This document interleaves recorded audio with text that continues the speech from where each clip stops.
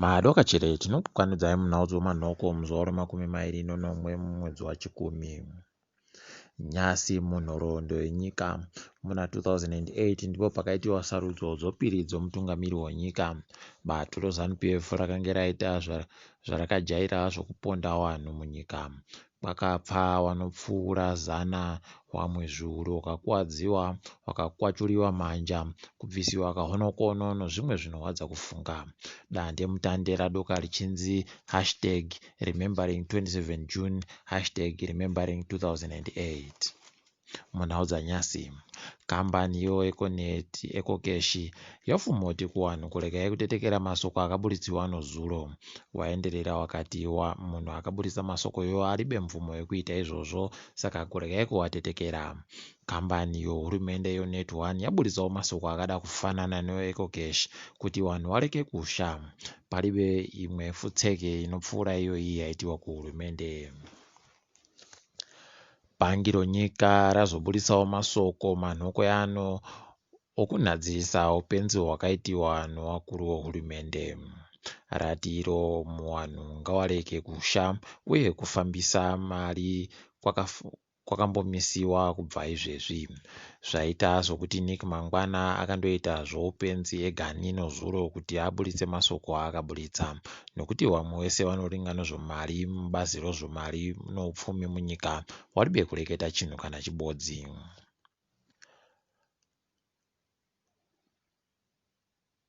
Wanozviti wahwe wehondo wari kuzhambawo nokuda kwokusaika kwemari mumabhangi. Wazhinji wavo waita mazuva wachikwapuriwa nechando mwedzi uno, asi mari yohuyi kuiboya. Vamwe vanhuwo vari pamujandirere vari kuchemawo nokuti mabhangi enyika aribe mari, ukuwo bhangi ronyika riribe charareketa nezvenyaya iyi.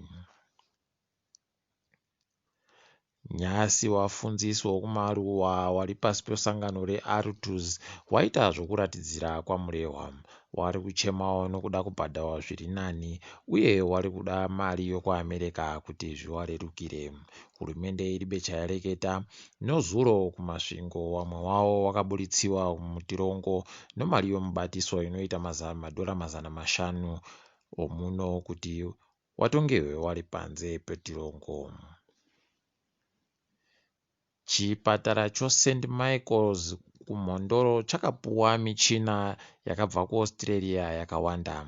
Mumwe mwana wevhu anonzi Susan Mutami ndiye akabhadhara mari yokuti zvibve kuAustraliako. Tinoramba tichindomutenda nokuda kwebasa guru iri. Mapurisa wekupuwa michina yokubhadharisa mari yokubvuma mhosva pamigwagwa. Iri idanho rafarirwa nevazhinji nokuti rinoderedza nyaya dzochimanja mumbudu chinoitirwa nemapurisa.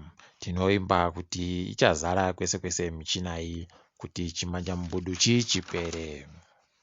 Toringa dzopasi rese. Munyaya inonyadzisa, hurumende yeNamibia yabuditsa masoko okuramba kuti yakambopa Zimbabwe zviongororeso zvezvirwere chodzihwa mupengo.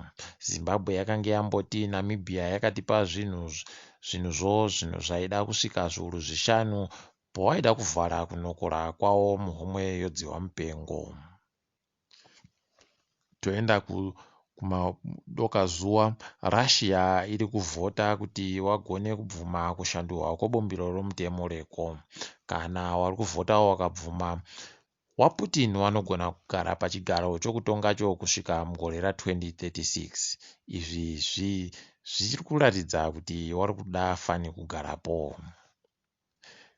Munyaya yekugumisira yanyasi, kuMozambique kungangobenhuka hondo pokare nokuda kwevamwe vanoita zvokusikinya tukono. Vamwe vawanzi vari kuramba vachiita zvokuvhiringidza kugadzikana kwakaitika munyika vachiita zvoupenzi. Gore rino ndiro rega yange yatozivawo kuita runyararo. Tinoimba zvicharamba zvakadari. Kwanyasi tabweka vana Mhanduwe, toboyana mangwana. Ndini wenyu Mhanduwe onawo.